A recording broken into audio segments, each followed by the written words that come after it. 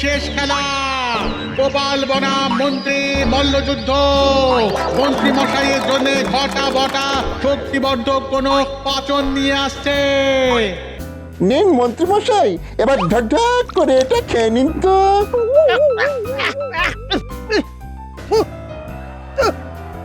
এই এই এটা কি? এটা কি? এটা কুলেখাড়ার রস, খেলে রক্ত আর শরীরে পুষ্টি। এক ঘুষিতে কুপকাত হবে গোপালের গোষ্ঠী। এসব আমার কিচ্ছু লাগবে না। আমি আজ মনের জোরে গোপালকে হারাবো। আরে ও মন্ত্রী মশাই, আর কতক্ষণ অপেক্ষা করব? লড়াই শুরু হোক। ওগো, আমার খুব ভয় হচ্ছে।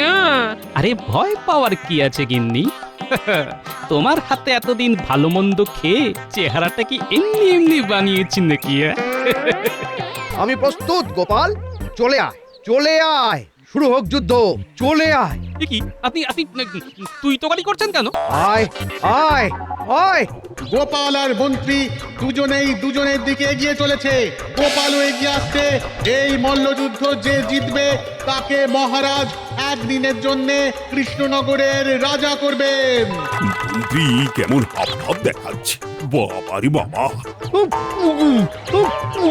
ওই বাবারে! গোপাল এগিয়ে এসে সদরে মন্ত্রীর পেটে ঘুষি চালায়। মন্ত্রী কুপকাত মাটিতে লুটিয়ে পড়েছে। বিজেতা গোপাল, হাততালি। খুব জোরে লেগেছে, খুব জোরে লেগেছে। একটু জল, একটু জল। ও এই তো মন্ত্রী মশাই, এই নিন। হাতি ঘোড়া গেল তল, মশা বলে কত জল। সাব্বাস গোপাল, সাব্বাস। আগামীকাল রাজসভায় তোমাকে পুরস্কার দেওয়া হবে, আর সেই সাথে বিশেষ সম্মান। ধন্যবাদ মহারাজ, ধন্যবাদ। তাহলে কাল দেখা হচ্ছে।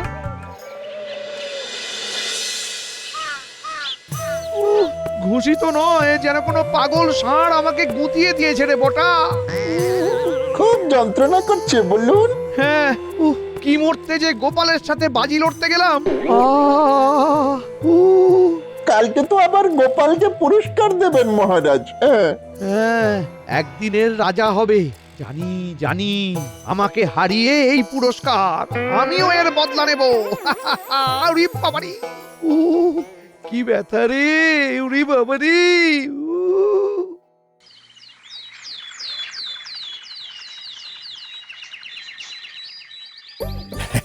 গতকাল গোপাল মন্ত্রীকে অসাধারণভাবে মল্লযুদ্ধে হারানোর জন্য আমি গোপালের হাতে তুলে দিচ্ছি 50 মোহর উপহার। এসো এসো গোপাল, এসো।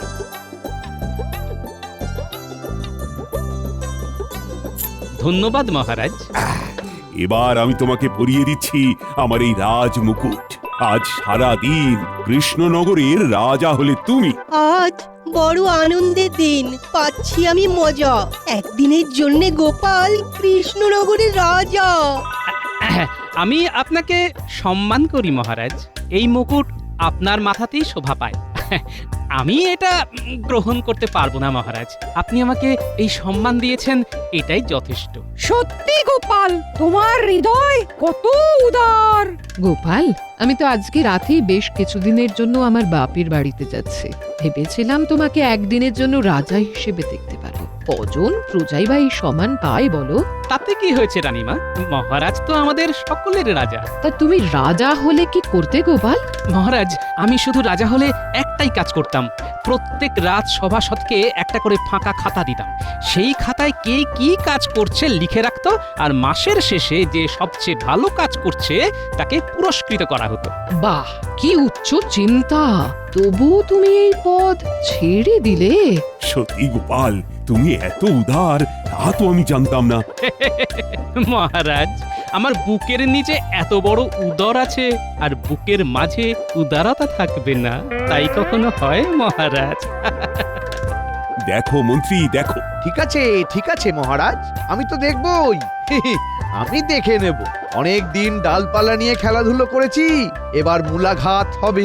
আহ, এই সুন্দর পরিবেশে মাথা গরম করো না তো। মিষ্টি খাও, মিষ্টি। আয়, মিষ্টি নিয়ে এসো।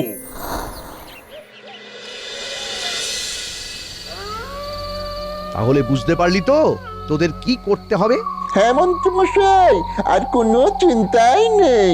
আপনি যেমন যেমন বলেছেন কাজ ঠিক তেমন তেমনই হয়ে যাবে। হ্যাঁ,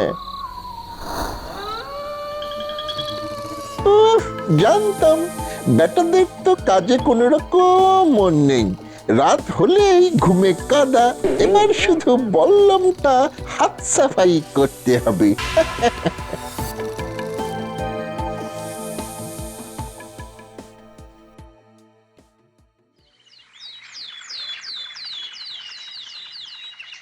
কি আমার বল্লম কোথায় গেল? সত্যি তো, কালকে তো তোর কাছেই ছিল। তাহলে কি হারিয়ে ফেলেছিস নাকি? যতদূর মনে পড়ছে আমার কাছেই তো ছিল। এবার যদি নতুন বল্লম দেওয়ার কথা মহারাজকে বলি, তাহলে মহারাজ তো রেগে আগুন হয়ে যাবেন। খুবই স্বাভাবিক, কারণ কদিন আগেই আমাদের নতুন বল্লম দিয়েছেন। তার চেয়ে বরং আপাতত কদিন লাঠি নিয়েই ঘোরাঘুরি করব, আর বেতন পেয়ে একটা নতুন বল্লম নিজের পয়সায় বানাতে দিয়ে দেব। সেই ভালো।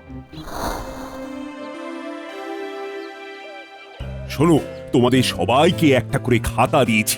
গোপাল যেমনটা আগের দিন বলেছিল, এই খাতায় আজকে থেকে তোমরা প্রজা কল্যাণমূলক যা যা কাজ করবে সব লিখে রাখবে। আমি ঠিক 1 মাস পরে এই খাতা চেয়ে নেব, আবার তখন নতুন খাতা দেব। সব কাজ আমি আজ রাতেই গুটিয়ে দেব। সবাই প্রশংসা করছে, শুধু মন্ত্রী মশাই একদম ঠোঁটে তালা দিয়ে রেখেছেন। তাহলে নিশ্চয়ই মনে মনে কিছু ফন্দি ফিকির করছেন। কৃষ্ণচন্দ্র, কৃষ্ণচন্দ্র, জানলা খোল। কে কে কে?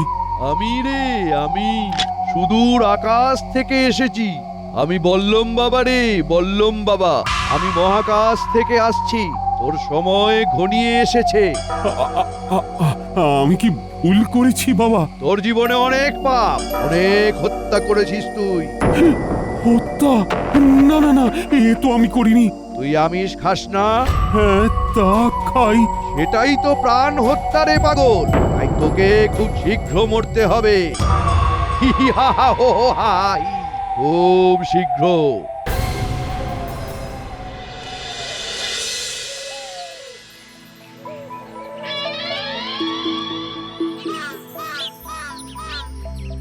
এ কি মহারাজ, আপনি মন মরা হয়ে বসে আছেন কেন?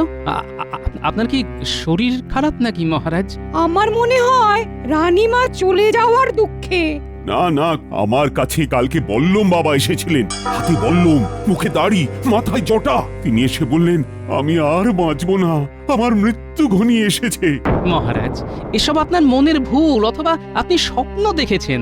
না না, স্বপ্ন নয়, আমি নিজে জানালা খুলেছি। তোমার মাঝে সাক্ষাৎ মহাকাশ থেকে আগত হলেন বল্লম বাবা। ও, এবার আমার কি হবে? আমি তো মরে যাব। একদম দুশ্চিন্তা করবেন না মহারাজ। মহারাজ, ব্যাপারটা খুবই চিন্তার। আমার এক পিস্তুত ভাই কদিন আগেই বল্লম বাবাকে দেখেছিলেন। বাবা তাকে বিপদের কথা জানালেও সে পাত্তা দেয়নি। তারপর কি হয়েছিল? এই ঘটনার কিছুদিন পর আমার পিস্তুত ভাইটি মারা যায়। সে কি? হায় হায় হায়, তাহলে কি আমিও? মন্ত্রী মশাই যে সত্যি কথা বলছেন তার কোনো প্রমাণ আছে? আজকের আগে তো কখনো মন্ত্রী মশাই ওনার পিস্তুত ভাইয়ের কথা বলেননি। আজ তাহলে সে উদয় হলো কি করে? হ্যাঁ, আমার আরো অনেক ভাই আছে। সবকিছু তোমাকে জানিয়ে রাখতে হবে নাকি গোপাল? তাছাড়া মৃত মানুষকে নিয়ে কেউ মিথ্যে কথা বলে?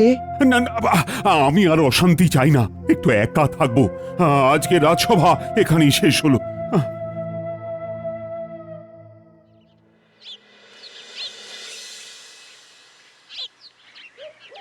বুঝলি পুটি, তারপরে সেই দানব তেড়ে এলো।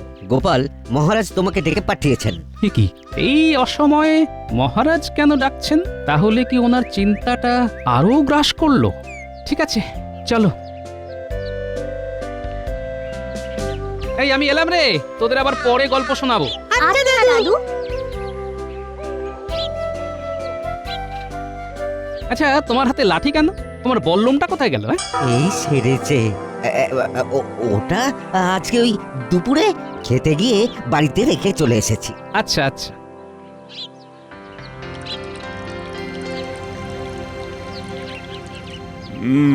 ওই ঘটনা নিয়ে খুব চিন্তা হচ্ছে গোপাল। এ তো অলৌকিক ঘটনা, সাধারণ মানুষ নন উনি। মহারাজ আপনি একদম চিন্তা করবেন না, আমি ব্যাপারটা দেখছি। আহ, চিন্তা না করে কোথায় যাই বলো তো? রাত বিরেতে মহাকাশ থেকে এলেন তিনি। আমি অনেক পাপী গোপাল। না না না না, আমার মৃত্যু অনিবার্য। এসব উল্টোপাল্টা চিন্তা একদম করবেন না। রানীমা বাড়িতে নেই, আপনার হঠাৎ করে কিছু একটা বাড়াবাড়ি হয়ে গেলে কি হবে বলুন তো? হ্যাঁ হ্যাঁ, সবই বুঝতে পারছি, কিন্তু ঠিক আছে, তুমি যাও।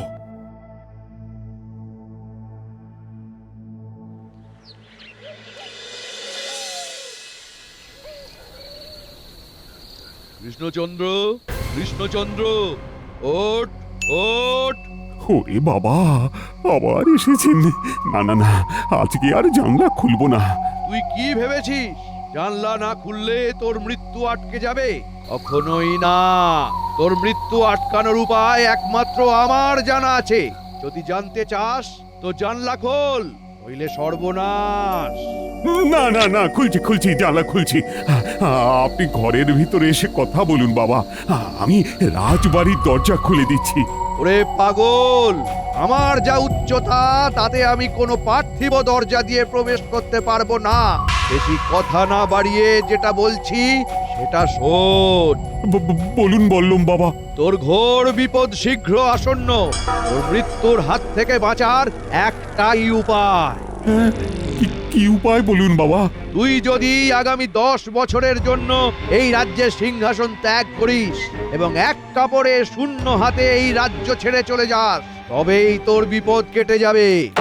কিন্তু আমার রানীর কি হবে বাবা? তোর নিজের জীবন আগে না তোর রানী, সেটা ভেবে দেখ। তুই তোর মৃত্যু চাস না বেঁচে থাকতে চাস? আমি যে দিশেহারা হয়ে যাচ্ছি। শুভস্য শীঘ্রম। যত তাড়াতাড়ি তুই এই রাজ্য ছাড়বি তত এই রাজ্যের মঙ্গল, নইলে সব তছনছ, সর্বনাশ নেমে আসবে, সর্বনাশ।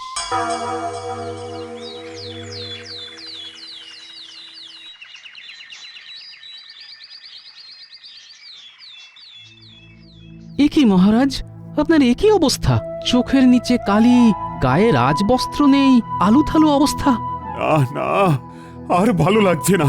রাজবস্ত্র নেই শরীরে, কালি পড়েছে চোখে। এভাবে মহারাজ থাকলে পরে কি বলবে লোকে? শোনো, রাজবস্ত্র তো দূর, এই সিংহাসনেই আমি আর বসবো না। নিজের রাজত্ব, নিজের রাজ্য ছেড়ে অনেক দূর চলে যাব। আমি সন্ন্যাস নেব, নিরামিষ খাবো। এসব আপনার মাথায় কে ঢোকালো বলুন তো? কেন? ওই বললুম বাবা। বললাম না ছাই। আপনি এভাবে চলে গেলে তো আমরা অনাথ হয়ে যাব। এ কি করে সম্ভব? ঘোর অনাচার! জলজ্যান্ত রাজা বলছে সন্ন্যাস ধর্ম পালন করবে। আমাদের রানীমার কি হবে ভেবে দেখেছেন? আমি নিশ্চিত আপনার সাথে কেউ মজা করছেন। এই সামান্য কথায় আপনি সিংহাসন ত্যাগ করে এই কৃষ্ণনগর ছেড়ে আমাদের ছেড়ে চলে যাবেন, তা হয় না মহারাজ। সে কি সামান্য কি বলছো গোপাল? ওই বাবা বাস্তব। মহারাজ আমাদের কাছ থেকে দূরে গেলেও বেঁচে তো থাকবেন। আরে মশাই, আপনি তো অদ্ভুত লোক দেখছি। মহারাজ কৃষ্ণচন্দ্র ছাড়া এই কৃষ্ণনগর অনাথ। ওসব বাজে কথা। জীবন না থাকলে এমনিতেও তো অনাথ হয়ে যেতে হবে। কিন্তু একটা কথা বলুন মহারাজ, সিংহাসন ছেড়ে গেলে রাজ্য সামলাবে কে? কে আবার? আমি সামলাবো।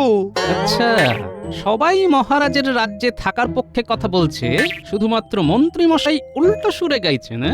তাহলে কি মন্ত্রী মশাই সিংহাসন দখল করার জন্যই এসব খেলা খেলছেন? আহ, তোমরা তোমাদের এই তর্ক বিতর্ক বন্ধ করো তো, আমি তো কিছুই বুঝতে পারছি না। আচ্ছা মহারাজ, ওই বাবা যে আপনার স্বপ্নে এসে আপনাকে রাজ্য ছাড়তে বলেছেন, কিন্তু আপনি চলে গেলে এই রাজ্যের ভার কাকে দিয়ে যাবেন সেটা কি বলেছেন? না বাবা, এরকম কিছু বলেননি। তাহলে দেখুন, বাবা অর্ধেক কথা বলেন। আপনাকে বাবা যতদিন না ওই ব্যাপারে কিছু বলছে। অর্ধেক কথা কি? বাবার জন্য আরো একটু অপেক্ষা করা উচিত। বাবা নিশ্চয়ই আবার এসে এই কথাটাও জানিয়ে দেবেন। তা কবে জানাবে মন্ত্রী মশাই? আমার মন বলছে আজকেই জানাবে। বাহ বাহ বাহ, আত্মবিশ্বাস যেন গুলে খেয়েছেন। তাহলে এই বল্লম বাবার সাথে মন্ত্রী মশাইয়ের কোনো যোগাযোগ নেই তো? তোমরা এখন যাও তো, আমি ভাবছি কাল সকালেই এই রাজ্য ছেড়ে চলে যাব। তার আগে মহারাজ, আপনি রাজদায়িত্ব কাকে দেবেন সেটা তো জানুন। হ্যাঁ দেখি দেখি।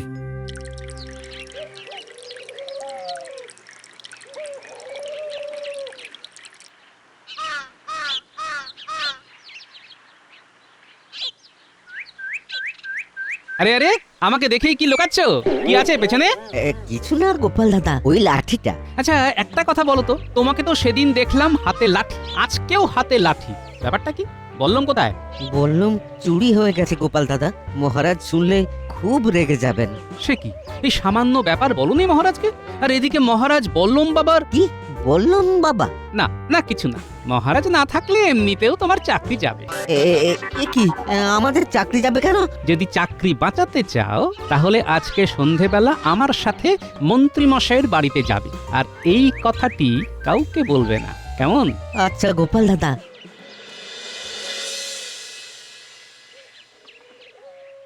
বল্লম চুরি হওয়া, বল্লম বাবার আবির্ভাব, মন্ত্রী মশাইয়ের রাজা হওয়ার অত্যধিক লোভ উৎসাহ, সব কিরকম ওই দুয়ে দুয়ে চার হয়ে যাচ্ছে। একই একই একই, তুমি দুয়ে নামটা পড়ছো কেন? না না গিন্নি, নামটা নয়, এ হলো ষড়যন্ত্রের সমাধান সূত্র। এখন আমাকে এই সূত্র ধরে এগিয়ে যেতে হবে।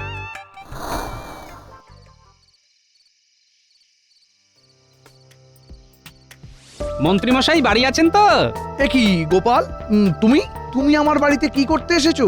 আপনি তো আমাদের রাজ্যের মন্ত্রী, কোনো সমস্যা হলে হয় মহারাজকে জানাবো, নইলে আপনাকে জানাবো, কি তাই না? তা কি তোমার সমস্যা সেটা শুনি। একটু দেরি হয়ে গেল। এ কি, আরে তুমি এখানে কি করছো? ওর তো সমস্যা একটাই, ওর বল্লম চুরি হয়ে গেছে। বল্লমের ব্যাপারে আমি কি জানি? না, মহারাজ এখন মানসিকভাবে বিপর্যস্ত, তাই আপনি একটু বল্লম খোঁজার যদি ব্যবস্থা করেন। না না না না না, আমার হাতে অত সময় নেই, আমার অনেক কাজ আছে। মন্ত্রীমশাই, আজ রাতেই শেষ, এবার আমাদের বকশিস। কি ব্যাপার, কিসের বকশিস? তোমার এত জেনে লাভ নেই গোপাল। না না না না না না না, জানতে তো হবেই। তুমি বেরোবে না গায়ে জল ঢেলে বের করে দেবো? এই চলো চলো চলো।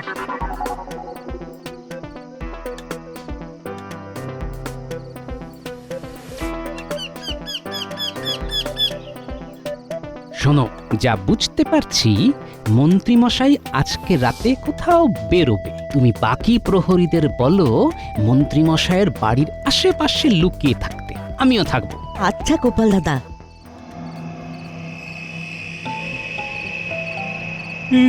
অনেক রাত হলো, এখনো তো কোনো সাড়া শব্দ নেই। আমার অনুমান অনুযায়ী কাজ তো আজকে রাতেই হতে হবে। এ কি গোপাল, বাঁশ হাঁটছে? তাই তো দেখছি। মন্ত্রীমশাই, আপনি তাহলে আপনার কাজে এগিয়ে যান, আমরা এখানেই আছি। আরে মন্ত্রী মশাই, এই তোমরা তোমরা বাঁশ পায়ের মন্ত্রীকে ফলো করো, আমি বটা ঘটাকে বুঝে নিচ্ছি।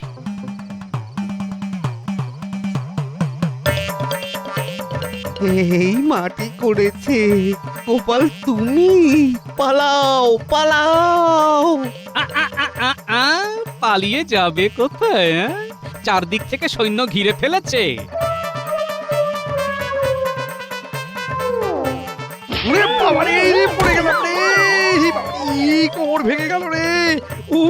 ওরে বাবা রে। এই যে বল্লম বাবা সেজে ছলো না, ভুল হয়ে গেছে, আমাকে ছেড়ে দাও গোপাল, আমাকে ছেড়ে দাও, আমি রাজা হওয়ার জন্য গোপাল। ছেড়ে তো দেব না, ছাড়িয়ে দেব, এই নকল গোঁপ দাড়ি ছাড়িয়ে দেব।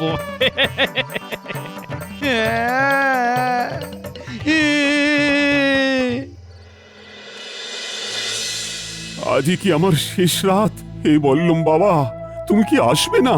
জানলা খোল। বাবা এসেছেন। কি বাবা, আপনার গলার চেহারা দুটোই যে ভারী হয়ে গেছে। মহাকাশে একটা উপগ্রহ খুব বিরক্ত করছিল, তাই তাকে খেয়ে নিলাম। তারপর থেকেই চেহারা আর গলার স্বর দুটোই বদলে গেছে। যাই হোক, তোকে একটা কথা বলতে এলাম। বলুন বাবা, আমি আপনার অপেক্ষায় ছিলাম। শোন, তোর উপর যা কুপ্রভাব ছিল সব কেটে গেছে, তাই তোকে এই রাজ্য ছাড়তে হবে না। যেরকম রাজা ছিলি তাই থাকবি। শুধু শুধু কি বাবা? শুধু একজন লোক আছে যার জন্যে তোর রাজ্যে ক্ষতি আসতে পারে, তাকে 1 বছর কারাগারে বন্দী করে নিরামিষ খেতে দিতে হবে, তাহলেই রাজ্যে খুশির জোয়ার নেমে আসবে। কে সেই ব্যক্তি বাবা? তোর মন্ত্রী।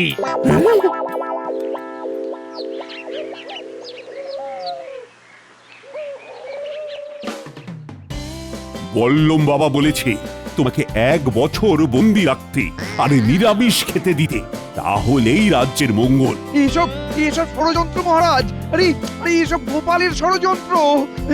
ওসব আমি জানি না, আমি বল্লম বাবার আদেশ অমান্য করতে পারবো না। এই কষ্টে আমি কি করে থাকবো? আমার বউটা যে কষ্ট পাবে মহারাজ।